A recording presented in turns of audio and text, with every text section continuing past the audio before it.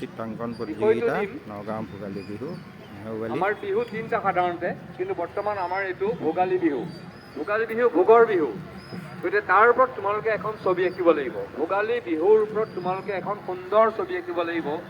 আৰু আমাৰ মাজত আহি উপস্থিত হৈছে মই ভোগালী বিহু বিচাৰকসকলক মঞ্চলৈ আদৰি আনিবলৈ আমাৰ আন এগৰাকী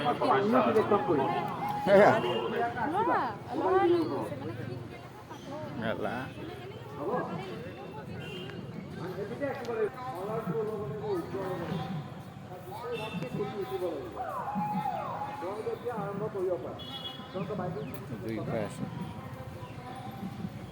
তোমালোকে কি কি ক'লে শুনিলা নহয়?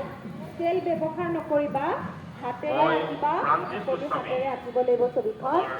আৰু যদি আমি বেটুপাত বুলি কৈছোঁ, বেটুপাত লেখীয়া হ'ব লাগিব বুলি কৈছোঁ, মানে সেইখন প্ৰথম দ্বিতীয় হ'লেও নহ'ব, বেটুপাতৰ লেখীয়া ছবি হ'ব লাগিব, তেতিয়াহে আমি সেইখন নিৰ্বাচিত কৰিম।